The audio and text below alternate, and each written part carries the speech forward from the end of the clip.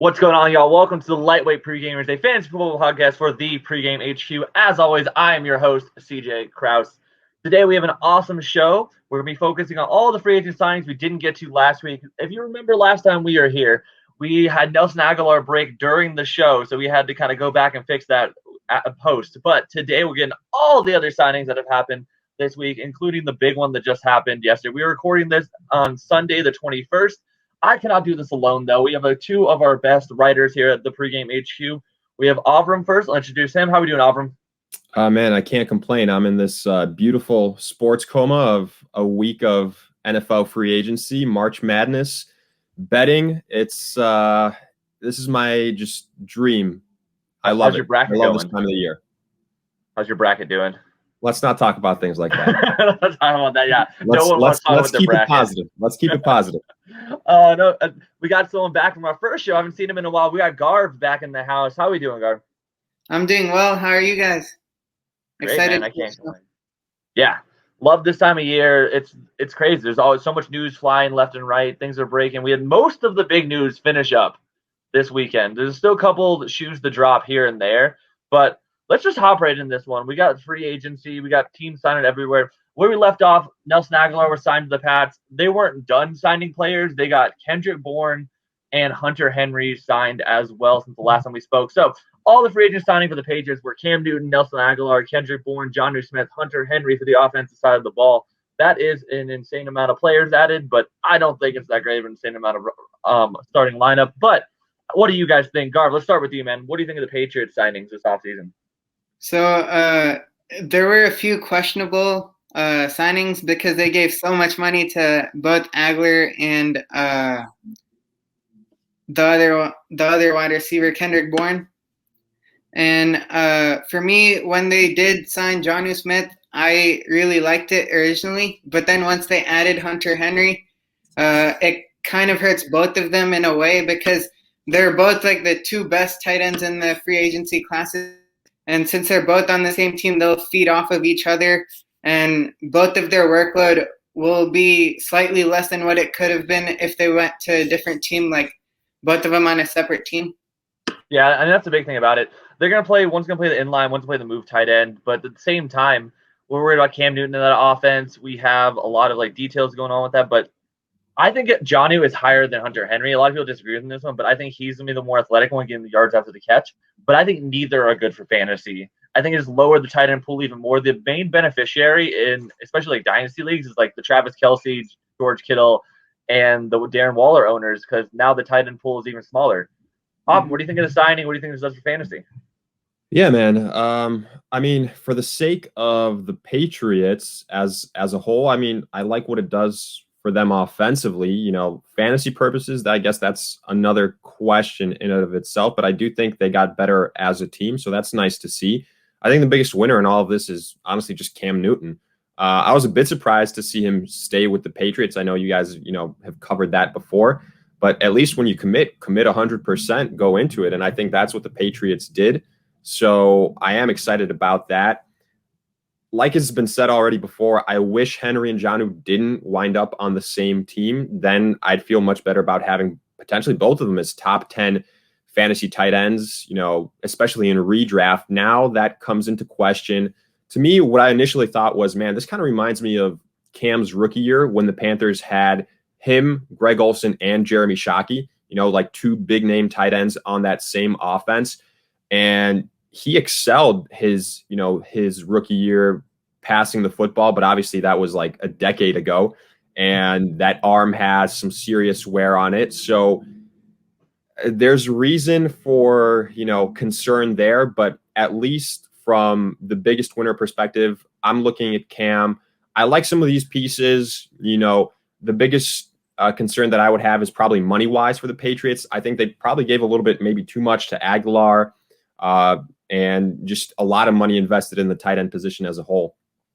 Yeah, they definitely really went out there. One thing I think I like about Jonnu is they were the first. That was their first signing. They made sure to get him and then lock up Henry. So that's why I'm a little bit higher.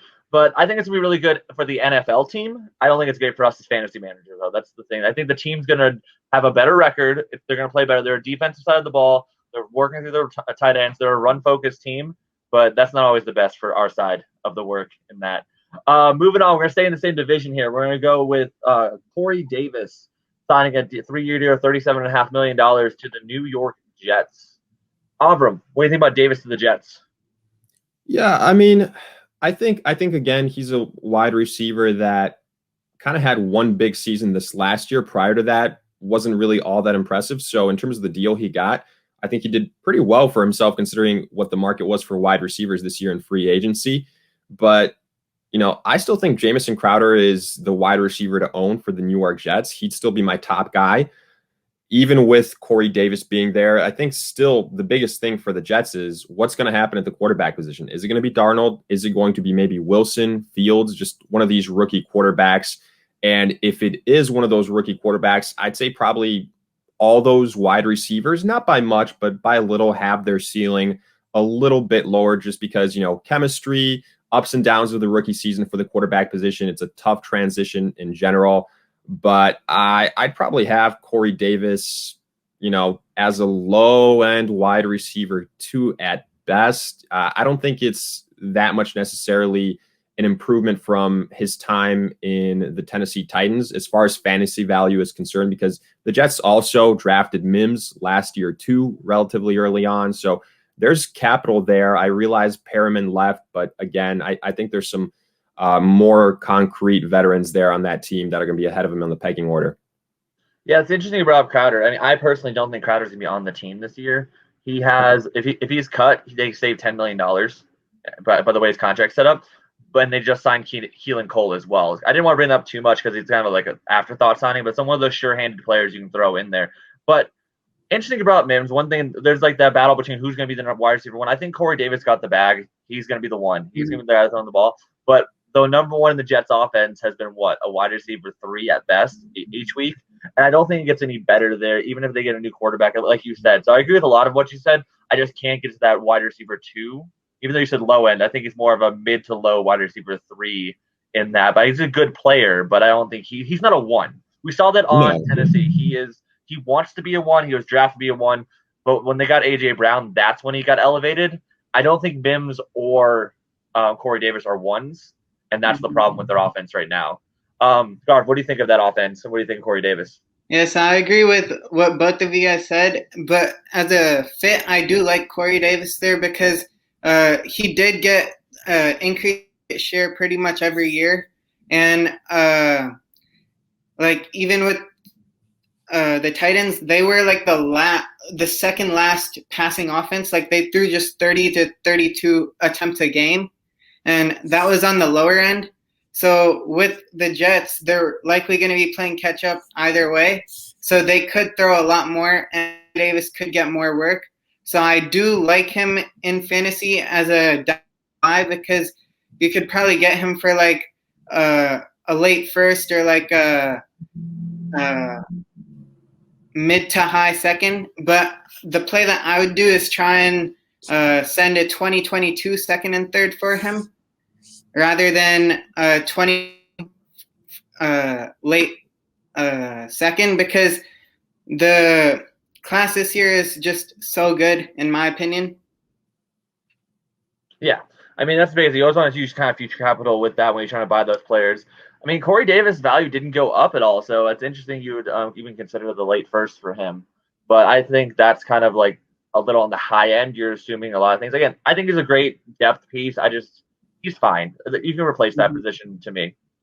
Speaking of that, let's go on to the next team. We're going to keep with this division rolling along. We got the Miami Dolphins, 2 insignificant signings and 1 significant signing. We got Jacoby Brissett, $7.5 million 1-year backup deal. We got Malcolm Brown, 1 year, $1.75 million. They said they're going to bring in a running back for Gaskin, and looks like that's the first one they've at least brought in. Will Fuller signed a 1-year, $10 million deal. So you can kind of, if you don't want to, you don't need to touch on the first 2, but you kind of talk about Gaskin if you'd like. But I really want to hear your ideas on Fuller there, Garv. What's your opinion on Fuller going to the Dolphins? So for me, I think that Fuller signing with the Dolphins is actually more beneficial for Tua than it is for Will Fuller, because Tua didn't really throw it down the field as much. He had one of the least yards per attempt for a quarterback last year. So it will likely help him, but For Will Fuller, I do think it's about the same, or maybe even a slight downgrade from Houston to Miami. So I agree a little bit with that, but I also disagree with that. I think it's a big downgrade for Will Fuller because of that yards per attempt. One thing I think they're paying him $10 million to run wind sprints and to open up the middle of the field. I think Mike Gesicki and maybe Lynn Bowden is probably, if they use him in the slot still, because they don't have a slot receiver. They have Preston Williams, Devontae Parker, and they have now Will Fuller, all outside guys. So whoever's in the middle of the field, and Gesicki ran the most slot routes of any tight end last year, he's the big beneficiary. That middle field's gonna be open, and that's where Tua is gonna be going in there. But I do think it is a significant downgrade. So I disagree a little bit, but I think Tua does get that elevated because he has another weapon, so you can't take anything away from him. But I just don't see Fuller having nearly as success because one thing about Watson, his check down was a 40-yard bomb. He didn't throw it to the running back. He just threw it up to Fuller 40 yards down the field. Auburn, what do you think of that signing? Yeah, man, CJ, I agree with you. I think it's a significant hit for Fuller because going from Watson to Tua, just simply put, I don't think they're really all that comparable right now. But I love the fact that at least the Dolphins are saying, all right, let's surround Tua with weapons. He's our guy. That's what I want to see from them. So, we can actually see if that is the case. And I've tried to get the pulse from some other Dolphins fans that I know in terms of what this means for the team. So I believe Fuller still has to serve a 1-game suspension for what that's worth. So he's going to start out the season missing week 1, but it's a 1-year deal. I still think the Dolphins are in play for a wide receiver early in the draft. So I think potentially the value for Fuller can get even worse than it already is in terms of targets, in terms of volume. So that's something I'm keeping an eye out for. And I'll quickly touch on Gaskin. I like the fact that they didn't bring in a big name yet at the running back position.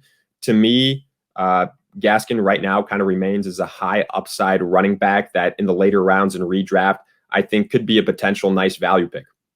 Yeah, I completely agree. In redraft, he's one of the guys that, as long as nothing else happens, there's still some teams and running backs tied to them. Bringing in a Malcolm Brown is just saying, I need depth. That's one thing there. It's not like they're saying, oh, you're going to start over. Malcolm Brown, had carries. He was very important in the blocking game for Los Angeles, but he's not a guy that's going to usurp what we saw from Gaskin last year. So I would probably put Malcolm Brown as the 2. I think he jumps over Ahmed. But, yeah, unless they bring a James Conner or draft somebody, I think Gaskin is currently the guy. So that's one thing to monitor is that backfield, because we've learned last year that backfield is actually really good for fantasy because they run one guy. One of the few teams that actually uses one running back the whole time. So moving on to the next side of it, we're going to keep it in division one last time, and I promise we'll move on to the next one. We have the Buffalo Bills signing Mitchell Trubisky for a 1-year, $2.5 million super big backup deal, and then Manny Sanders after releasing John Brown. So taking over that role, we all were really super excited for Gabe Davis potentially taking over that role. What does this do to Manny Sanders, Gabe Davis? And if you want to talk about Trubisky, you can, but not too much to say. Go on, Avram. I mean, whenever it comes to Trubisky, I have to say at least one thing. So this is what I'll say. Yeah, he's at least finally in the role he belongs, and that's a backup quarterback in the NFL. So that's all I'm going to say about Mitch Trubisky. And as far as the wide receivers are concerned, yeah, man, I was bummed out that maybe Gabriel Davis breakout isn't going to happen right away in 2021 because I do think Emmanuel Sanders still has some left in the tank, if not a lot. And in this pass-heavy offense, Josh Allen isn't on the level of Drew Brees in terms of, arm talent, at least what he had last year. So I do think the ceiling for Emmanuel Sanders is a little bit higher. I think he's probably going to be an underrated low-end wide receiver 2 in PPR scoring, redraft-wise, heading into the year. Again, it's going to come down to a lot. I think the first couple of weeks are going to be very telling this season for the Bills and who asserts themselves as that number 2 wide receiver. That's going to be something really interesting. But, what I do appreciate is the fact that Stephon Diggs stays as a locked-in wide receiver 1, so that hasn't really changed. So we can rely on that. Yeah, one thing I think the biggest hit was to the ancillary pieces of it. Diggs is going to get all of his. It hurts Beasley, it hurts Gabe Davis, and it hurts Sanders itself. One silver lining on this whole situation is the Bills ran one of the most or the second most. I have double checked that one, but in the top 2 of 4 wide receiver sets in the NFL. their tight end position is abysmal with Dawson Knox, and they barely use him there. The only thing that could change this is if they go out and get like a Zach Ertz or something like that in the next few days, because then they're saying, I'm committing to the tight end. Because right now they're committing to more 4 wide receiver sets. So we could see potential in that. But I think, yeah, if we have a tight end get there and they start running more tight ends sets there, we're going to be seeing a rotation between Gabe Davis and Sanders, because we know Cole Beasley's a slot guy. So I think it just ends up being great for Josh Allen again, but not great for the pieces to me. But again, we'll see how it all folds out. Garv, what's your opinion on all this? Yes, I agree with both of you guys completely. There isn't really too much to add on, but what I would say is that it does give another opportunity to buy Gabriel Davis-Lowe for dynasty owners. But other than that, there isn't really too much of an impact overall, because wide receiver is just so deep. So Emmanuel Sanders, yes, he could help you on maybe 2 or 3 games in the year, but odds are you won't even really use him. Yeah, that's the thing. He's one of those guys that is like, you'll be like afraid to start him. He's a stash guy. It's hard to trade for those guys. He was like ascending so high when we heard John Brown was released, but it ended up being for null. We'll move on with the John Brown situation. I know Auburn wants to talk about him, one of his favorite players there. We're going to be going to the Las Vegas Raiders. We had John Brown signing with them. We also had the surprise signing of Kenyon Drake. I believe it was $11 million deal, and then Brown with a $3.75 million deal. And that was guaranteed $11 million to Drake. Auburn, what are the Raiders doing? Man, I have no idea. That offensive line, too, I feel like we should mention that. That's a positional group that's taken a serious hit. I feel like in the blink of an eye, the Raiders went from one of the best offensive lines in the NFL, like to the degree where Russell Wilson wanted to get traded to the Raiders. Now, I'm betting that's not the case anymore. And Josh Jacobs, that's some serious downgrades at that position for that player, in my opinion. With the offensive line coupled into that, Josh Jacobs, I think I tweeted this when it happened, when I saw the Drake signing. He could very well headline my list of, early do not draft list candidates that could be, that are big names that might just warrant that from that perspective. But I don't like the competition there. I don't like the offensive line situation. So I'm probably going to be passing on the rushing attack here for the Raiders. Maybe if one of those guys gets hurt, then yeah, we see the true abilities of the other. As far as the wide receiver signing of Brown, I like it. I think he immediately becomes the number 1 wide receiver for this team. Finally adding a piece opposite Darren Waller. Maybe it'll cut down some of the volume for Waller. Obviously, you have to talk about whether John Brown will be 100% healthy for the full year, because that's always been the biggest thing for him. But if he is, I like his upside there, and that's the one wide receiver that I'd be targeting for the Raiders. Interesting one with that one. So, yeah, I think that I completely agree with the Josh Jacobs call. He will be overdrafted based on name and finish last year alone in redraft this year. And I've never been a Josh Jacobs guy, but all the pieces are saying do not touch this player. Like, you can't, in Dynasty, you don't want to trade for him. They paid $11 million. They're saying, I don't like this running back. He's not doing what I need him to do. And then now you went from the best O-line to one of the worst O-lines. I agree. I think I heard Drake too. I think we thought Drake was going to get a starting role. Now he's a high-end handcuff, I guess, in that like Tony Pollard range to me. Maybe behind Pollard even, because I'd rather have Tony Pollard if he goes down than Drake if Jacobs goes down. But yeah, that low-end RB3 range. So he's kind of off all boards unless someone gets hurt there. But I did want to touch on John Brown this amount. I think he's more to replace Edwards or kind of push Edwards than Ruggs. So something is to consider, and this is thing about the sickle cell trait. He cannot play in Denver, period. He will be out those games 100% because he just physically cannot handle the altitude. And they play Denver twice a year. So they go in and signing him knowing that. I think we need to see Edwards, and he was a Twitter darling last year, step up in training camp. I think it's going to be similar to Marquise Brown with Ruggs. They invested so much into him. They're going to at least give them more time with that. But I do think John Brown is significant. And I do agree he could carve out to be the most efficient wide receiver in that offense. But I don't think the team wants to be the wide receiver one. They show with the money. But I think it's a knock on Edwards personally, from what I'm kind of reading the tea leaves with all that and understanding a little bit of the sickle cell trait there, and because they have to be down him guaranteed no matter what when they're in Denver, pretty much. So, Garv, what's your opinion on all this? Yeah, so that's what I was going to bring up, that this move with John Brown there does hurt Bryan Edwards more than it does hurt Ruggs.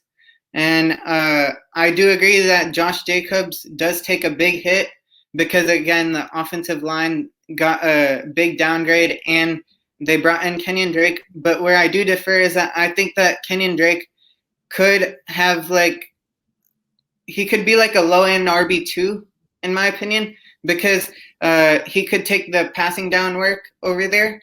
And if Josh Jacobs does get hurt, then he automatically bumps up quite a bit.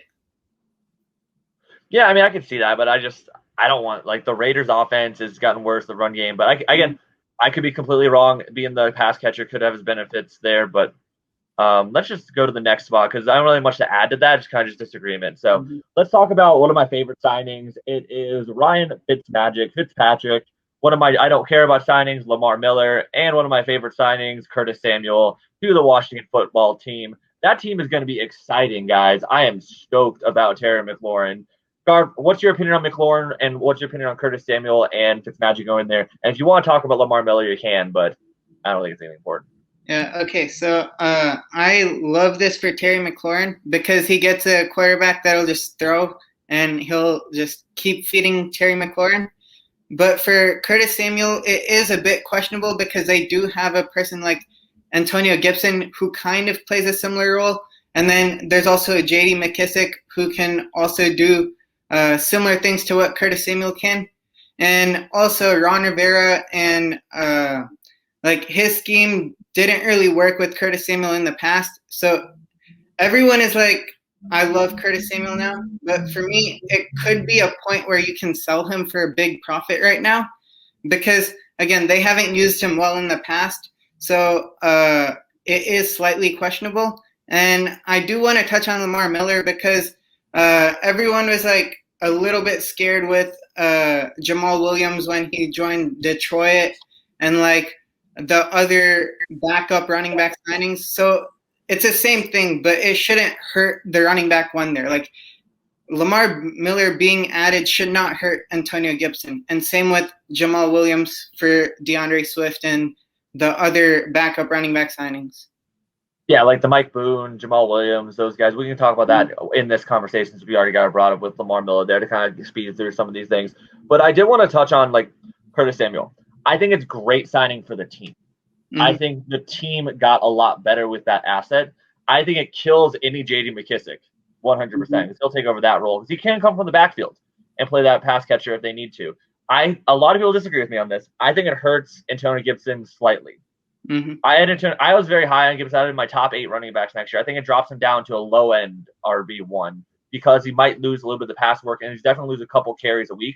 So I dropped him to RB11. I don't think it's anything crazy. I don't think it's an RB1, but I don't think his ceiling gets capped a little bit. I think the biggest beneficiary is Terry McLaurin. We saw what Fitzmagic did with Devontae Parker. And Terry McLaurin is a much better wide receiver than Devontae Parker. So we're talking so many targets going his way. And I think Curtis Samuel helps open up the field. So I think, again, that's the biggest beneficiary to that. But Auburn, what's your opinion on those backup running backs, and what's your opinion on Washington? Yeah, man, I don't really have a opinion on the whole Lamar Miller situation. To me, that's an afterthought, really. I think it's Antonio Gibson and McKissick, and I think anything else is probably just reaching there unless there's an injury and just depth situation. But talking about the interesting signings, Ryan Fitzpatrick, I love what that does for the Washington offense, and it might be really early on, and it might sound really crazy in just a quick turnaround, but hey, man, that's the NFL. I was thinking about this the other day. I might have Washington as one of my top offenses in the NFL for 2021, as crazy as that sounds. And that's obviously assuming that Ryan Fitzpatrick plays the entire season because we know the type of streaks that he goes on. So that would be my biggest question. Hopefully, Washington is going to commit to Ryan Fitzpatrick being the guy. There's going to be rough patches. Don't do the whole thing like Miami did. Just take him out, put him back in, take him out, put him back in, commit to him. It looks like, you're going to wait another year until you try and get your franchise quarterback. But I love what this does for Terry McLaurin. You know, Washington is now going to transition to maybe being a little bit more pass heavy. I like that. Curtis Samuel, I'm not 100% sold on him. I don't necessarily think it hurts Antonio Gibson maybe as much as you do, because I think a lot of the success that Samuel had in Carolina this last year was because Christian McCaffrey was hurt pretty much for the entire year. So I don't think he necessarily sees that work if McCaffrey is there the entire season. But I guess we'll see. You know, Ron Rivera did draft Curtis Samuel, so that'll be interesting to see how that relationship progresses. And I'll quickly say this. I love what this does for Logan Thomas. To me, he's the biggest tight end winner this free agency. Getting someone like a Ryan Fitzpatrick, he was very underrated this last season, and I think he could very well improve on a lot of his numbers from 2020 heading into 2021. Interesting about that, because I honestly disagree with that Logan Thomas. I think Logan Thomas gets hurt adding another pass catcher there. But again, this is the cool thing about free agency and things we don't know. We have different opinions slightly. I do want to touch on the Antonio Gibson a little bit. I was just so high on him that it just anything could have tempered me down when it comes to the sign that it didn't touch it. Besides like a Lamar Miller, I don't care about. Like if they signed someone like a Carlos Hyde, like Jags did, that could have like tempered a little bit for me. But I think that I just like Curtis Samuel. I think it's a great for the team, but I still would 100% draft Antonio Gibson at the top end of the second, not late first, but top end of the second definitely is where I think he should be going in redraft this year. So let's stick with about 4 more teams just to keep it a little simpler on this one. We'll move on to the Arizona Cardinals. AJ Green, 1 year, $6 million deal. They made a post about him saying like about how they have 2 of the best receivers in the NFL right now. I don't know about you guys. I think AJ Green is washed. I think he is pretty much just going to be someone to take coverage away from their other receivers. What does this do for the passing offense, and what's your opinion on AJ Green, Avram? Yeah, man, unfortunately, I agree. I like AJ Green, don't get me wrong, but I think right now he's kind of in a situation where maybe he's a little bit past his prime, and it's just one of those, you know, low risk, high reward signings that the Cardinals can afford to make right now. And if it pays off, great. But if it does pay off, I mean, you still got DeAndre Hopkins there. He's going to be the unquestioned number 1 wide receiver. Maybe it hurts, you know, his stock by a little bit, but not by a lot in my book. I think this offense is still going to be Christian Kirk being the number 2 guy, as inconsistent as he is. But to me, AJ Green is now probably going to be a guy that's you're looking for a high touchdown upside there in the red zone, kind of taking advantage of the frame. And the biggest interesting factor for me here is the fact that Kenyon Drake is gone. What's going to happen at the running back position? Are they going to add anybody else? If they don't, Chase Edmonds season? I don't know. We'll see. But I'm just waiting for a big name to join the Arizona Cardinals at the running back position. Yeah, I love that you brought Chase Edmonds there. He's definitely one of the biggest beneficiaries from doing nothing. Things around him have changed, and then I don't think he's going to be the only guy there. I think Chase Edmonds is a great complementary piece. I do not think he's a workhorse back. To bring it back to the wide receivers, though, I do think this means Larry Fitzgerald's retiring. Like, I think that's like almost guaranteed with that signing. They bring him back. They're still one of the oldest wide receivers out there. I don't think it's the best move for them. Moving Christian Kirk to the slot, I think that is where he will be thriving for that role. I don't think how good it'd be for fantasy, maybe a low end 2, mid range 3, depending on the week. But I think having those kind of targets, which is like how he was built and how he was brought into the league and how he was thought was going to be used, but he couldn't get to that spot because Larry Fitzgerald's there, will help him. And I think this actually helps Hopkins because you have to respect AJ Green. So you need to use more of your defense to guard him and open up the field more for Hopkins. I did not think of what you did there because they don't have a tight end right now really at all. Dan Arnold went over to Carolina. So maybe AJ Green is the red zone threat for that team if they decide to pass it. That's something I did not consider. So it's such an upside. That's a interesting take. Garv, what's your opinion on this whole Arizona Cardinals team? Yeah, so I do think that AJ Green becomes a wide receiver 2 on the Cardinals, but for fantasy, I don't love him. I think he'll be like again in that big tier where wide receivers don't really matter, and any given week, anyone can outscore anyone else in that tier. So it isn't too big of an impact for me. Yeah, 100%. I think again he helps. All these signs. There's so many signs here that help the team, but don't help us as fantasy managers. Which we're greedy and we're talking about this right now. But it's good for the NFL, which is something fun to see. Which will see better games on the field, which is good. Something I don't think was a good signing, so I'm going to segue into this one a little bit, is the Chicago Bears signing Andy Dalton and telling him you were going to be the starter after franchise tagging Allen Robinson. And people are considering this Allen Robinson's best quarterback they've ever worked with. I watched a lot of Andy Dalton last year, and man, did he look washed to me. He did not look good. I think this is actually this is one of the few players personally that I think signed there that could downgrade Allen Robinson in my rankings. I want to start with you. I know you have the strong opinion on this one. So what is your opinion on Dalton signing with the Bears? I mean, I think you could argue no team had a worse 24-hour window in free agency than the Bears. Going from the preposterous, let me say that, Russell Wilson trade rumors, they were never going to happen. But either way, you need the fan base to believe in something when you've had Mitch Trubisky for so long. And then going with Andy Dalton, you could have gone with Fitzpatrick. You could have gone with Jameis Winston. I think all those would have been 10 times better in terms of options. And it's a one-year contract. So, hell, even the Bears don't believe in him. Okay, they've told him that he's going to be the starting quarterback, but how long is that going to last? I still think that the Bears probably draft a quarterback in the first or in the second round. So, I don't think Andy Dalton's job is safe in Chicago in 2021. I would not be shocked to see the Bears draft someone like a Mac Jones. They've just put themselves so behind the eight ball, specifically at the quarterback position, that they have to do something this front office if they want any chance to retain their jobs, and specifically at the quarterback position. And I think we all realize that Andy Dalton isn't the answer. So does it hurt Allen Robinson? Maybe a little bit. To me, the biggest question is the quarterback instability that potentially might arise. That's the thing that I'm always worried the most about when it comes to the Chicago Bears. And I think it's going to be something that we have to deal with again in 2021. But, Robinson is still the clear-cut number one wide receiver there. So at least from that perspective, I think in PPR, I'm still all right with having him a, worst case low-end wide receiver one in a redraft. And for that reason, I'm not too worried about Robinson. Yeah, when I say I'm worried about Robinson, it's again one of those guys that is a my guy. So I'm always super high on him. I had wide receiver 7 because I was like, he's gonna get somebody. It can't get any worse. And I'm like, oh, it might have actually gotten worse.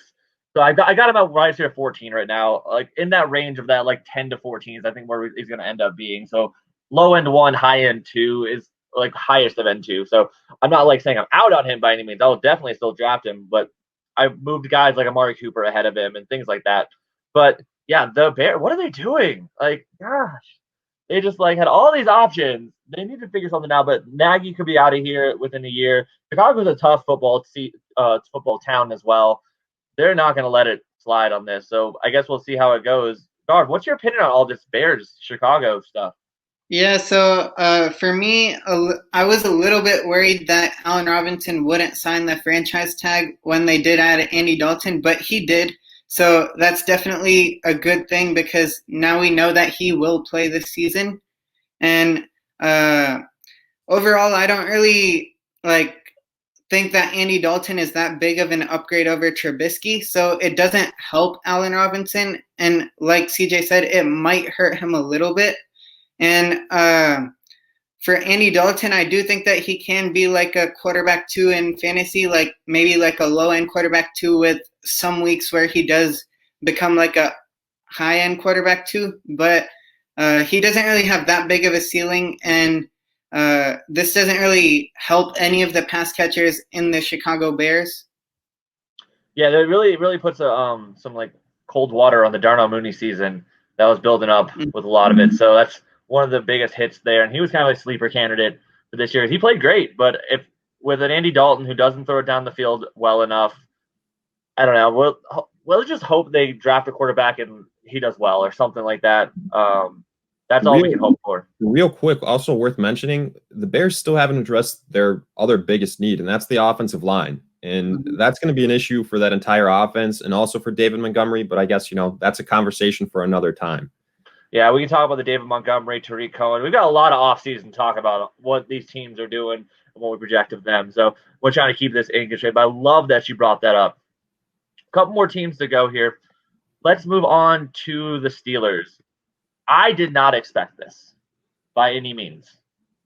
Juju Smith-Schuster comes back on, I believe, a $7 million deal to play another year. The Steelers turning down offers from the Kansas City Chiefs and turning the offers from the Baltimore Ravens for more money. What is Juju doing? Garv. Yeah, I don't really understand this from Juju's perspective because it felt like he didn't want to be there. And now all of a sudden he does want to be there.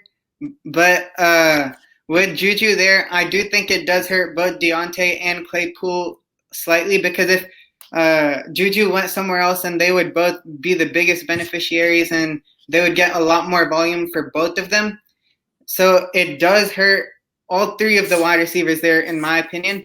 But it is probably the best case situation for Juju Smith-Schuster because he can probably get like 130 to 140 targets, but he does become it'll be like 6 to 8 yards per catch or something like that. So he won't really be too significant in fantasy, but like he's still in this tier where wide receivers don't really matter, like I said earlier. Yeah, he finished wide receiver 16 last year. We had Deontay Johnson wide receiver 21, and then we had Claypool finish wide receiver 23. So, Garv, really quick before I go to Auburn, if you had to order them for 2021 and you had to draft them, how would you order it in order of Juju, Deontay, and Claypool? So for me, the way that I would play it is I would try and even up the shares between the three because like I play in so many leagues, so I'd like to even them out. But if I had to choose like who I think would be the best, it would be Deontay, then Claypool, then Juju. Okay, so Juju's lowest on that one. Interesting on that. So I think they can go anyway. I don't think there's a wrong answer here. It's just kind of like one of those things going into it. Avram, what was your opinion on the signing, turning down some offers? And then same question when you're done talking about it, how would you order those three wide receivers for 2021? Yeah, man, I was definitely surprised by the signing. Yeah, to me, why wouldn't you go to the Kansas City Chiefs or the Baltimore Ravens? Maybe it's just a reflection of the wide receiver market this season. And he knew he wasn't maybe necessarily going to get a big time multi-year deal. So let's just go back to Pittsburgh to a system I know where I can put up decent numbers and set myself up for a decent free agency in 2022. I think probably that's kind of where Juju Smith's head was at when it comes to that deal that he took. As far as the wide receivers, I think we're probably going to see something similar to what we saw in 2020 from Juju Smith in 2021. You know, like Garf said, it's a situation where he's going to get a lot of volume, but the yards probably won't necessarily be there. I'm still of the mindset that he's actually the number 3 wide receiver on that team. So I agree exactly with how you gave those rankings. Deontay, Claypool, and Juju. That's how I would also rank them as well. But at the same time, you should also realize that any given week, all those 3 guys are talented enough where they could explode and be the guy. So it's just a tough situation for fantasy purposes because you can't 100% say, yes, it's going to be the Deontay year. Yes, it's going to be the Claypool year. It's going to be the Juju, comeback year or whatever. And I just, in general, think that Big Ben, again, we've mentioned some other quarterbacks that don't necessarily instill a lot of confidence for fantasy purposes offensively. I think Big Ben also belongs in that category. They still need to upgrade that offensive line, man. I've brought that up with numerous teams, but Pouncey, Villanueva, those were some anchors on that offensive line. You need to upgrade that offensive line, give some time to Big Ben, and then I don't know what they're going to do with the running back position right now. That's a huge question mark. That's going to be really interesting to find out heading forward. No, 100%. Yeah, we don't know what the running back's going to be. The offensive line downgrade. This is why I personally Claypool last in the 3 because I don't think he's going to have time to open up his routes. I think Deontay's the one. we saw the games. Mostly his points per game is lower because of injury games where he's left early with concussions, all those like crazy injuries that actually don't correlate together, but people call him injury prone. So I have no worries about that. He had the most games over 20 points of the three of them. So Deontay is the one for me. I think Juju is the second best for fantasy, mostly because of the offense that is being run right now, and I don't see it changing next year. And Ben will have less time personally. And I love Claypool. I think Claypool's gonna be a great talent, but I think this will be a down year of for his career because of all the pieces they have in place right now. But I think overall he'll be great, but I still think he'll be good. I think he'll be in that wide receiver 2 range each and every week because he's one big play away. He's the red zone threat. They use him on sweeps in the red zone. But again, it wouldn't surprise me if that order is completely wrong too. Like I'm not even like would be confused. But those are the three. If I was drafting, it's the order I would put them in. But we're splitting hairs. I just like the conversation. Like in ADP right now, they are literally back to back to back on like every single ADP. So that's why it's interesting to kind of talk about them. But yeah, one final team we're gonna talk about. This is the biggest signing that we think we had pretty much. Mike Glennon going to the Giants. That's one of the best signings we could have had. No, I'm just kidding. It is the Giants though. So they had Mike Glennon signing. Devontae Booker signed a 2-year deal to be back up to Saquon Barkley. John Ross, Mr. I break records, but I can't get on the field. Kyle Rudolph, 2-year, $14 million deal. And Kenny Golladay got the bag from the New York Football Giants. 4 years, $72 million, $18 million years what he wanted. You can touch on the smaller ones, and then I want you to really bring it home for Golladay there, Garv. Tell me about the whole Giants offseason so far. So for me, the biggest winner from this is Daniel Jones because he gets an alpha wide receiver this year, and he gets Barkley back, and everyone should be healthy before the season starts. But then again, there's quite a few injury-prone players here with Sterling Shepard, John Ross, Evan Ingram. So it is a bit like if you get enough of them, they might have a full roster. Like get enough injury guys that are good, and then alternate them. Yeah. And then this does definitely kill Darius Slayton's season, in my opinion. And even with Darius Slayton, like last year, it was kind of killed there itself. But again, I think that Daniel Jones gets the biggest benefit, and he was actually one of the more efficient deep ball passers last year, which not many people know. And so I do think that Kenny Golladay does get a slight downgrade because he goes from Stafford to Daniel Jones. And so I do think that Kenny Golladay can be like a wide receiver 2 rather than a wide receiver 1.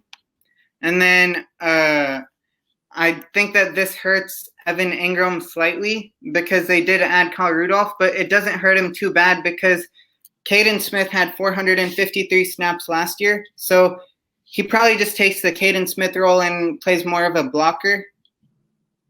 Yeah, definitely. That's one thing about the role that we have for Kyle Rudolph. But Kyle Rudolph has more juice than Caden Smith, in my opinion, with that. And I think this could mean they're trying to deal Ingram. Like, I would not be surprised if that. I'm not saying it will happen. I think that's like kind of the rumors in the bushes going with that.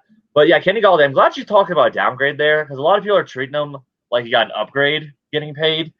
Stafford's a better quarterback, the thrower, than Daniel Jones. And it's debatable as a passer, not as a fantasy player, but a passer, that Jared Goff is better than Daniel Jones there. So even staying in Detroit might have been a better whole. I see Kenny Golladay as a wide receiver 16 to 20 range, just outside the top 15, like very solid. Like I would put him in my lineup and be happy with the production. I'm just not sure he'll get those at big games. Slayton, I think, is just a stretched out Travis Fulgham. Like we thought he'd be good, and he's kept being good for longer. But Fulgham fell off a cliff a lot quicker. These players that are drafting that 5th round or undrafted, I believe Slayton was a 5th round pick. They can flash, but they really don't perform the whole time. They don't get their snaps. They're not committed to them. So as an offense, I do like Daniel Jones. He gets an upgrade. I still wouldn't trust him, but he has the rushing ability. He's one of those guys that you'd be looking for matchup based during the season to kind of fluctuate through there if you're playing the streaming quarterback game. But overall, if Daniel Jones doesn't perform, it's on him this time. Mm-hmm. They got everything around him. What's your opinion on all this? Yeah, man, I agree with that. I think that's exactly what all these moves are. It's kind of make or break time for Daniel Jones. If he can't show enough to the New York Giants, then, a year from now, we could be talking about the New York Giants having to search for another franchise quarterback yet again. But hey, at least short term, I like what it does for his opportunity. So I am excited about that. I'm really curious now what the Giants are going to do in the draft, because these last, I feel like 2 months, I've just been seeing wide receiver, tight end kind of flip-flop for them in the first round. Well, they addressed tight end with Kyle Rudolph. Maybe if they trade Evan Ingram, then yes. And then now they got Kenny Golladay. John Ross, not as sexy of a signing, definitely, but he adds depth there. So I think right now this is probably the squad that we have offensively for the Giants heading into 2021. I wouldn't be looking at the draft at potentially any big names joining them there for what that's worth. Kind of just a side note. But yeah, I agree with you. Kenny Golladay, probably a mid-level, high-end wide receiver too, that if he wants to go into that next threshold, he's going to have to do really well with his touchdowns. It probably just comes down to that. He's never been a big volume guy, big reception guy, even with his days with Stafford, a guy that just chucked the ball all over the place. So I don't think that's all of a sudden going to change with the Giants, who, by the way, they still have arguably one of the best running backs in the NFL. They're not just going to forget about their rushing attack. That's going to take away some opportunities from all of these wide receivers. So keep that in mind. But I do think the pecking order is Golladay, Sterling Shepard next, and then kind of a crapshoot between Slayton and Ross, obviously with Golden Tate getting released. And then Kyle Rudolph, Evan Ingram. If both of them are on the roster, give me Evan Ingram, but he does take a hit compared to last season with the addition of Kenny Golladay. So I don't necessarily see the upside in him like I have in years prior. Yeah, again, with that tight end for fantasy is just a wasteland. If you don't get any of the big guys, and maybe you can throw in Mark Andrews as a fourth guy that you might want, depending on like the value of it. You just pick whatever upside you want to shoot at, kind of thing for fantasy this year. But yeah, I totally agree with everything that was said there. Big things going on. Daniel Jones, it's literally Kenny Golladay is capped at what Daniel Jones can do. And Daniel Jones can take that step forward, because one thing I do like to say, it's not impossible for him to get better. He had a better sophomore season than we saw from Josh Allen. We saw Josh Allen jump. I am not predicting that 100%, not even close. But we have seen quarterbacks get better when they get an alpha. So I'm leaving my judgment for future shows and for what I want to see on the field then. But guys, thank you so much for joining me. Thank you so much for talking about all these moves. We have so much to talk about tonight. But Garv, where can they find you? What are you working on? Plug yourself, buddy. So you can find me on Twitter at FFInsight1, and it's on the screen here. And then I am working on creating some sort of analytical model to analyze these wide receiver, like rookie wide receivers. And hopefully I'll be able to publish that soon in the future.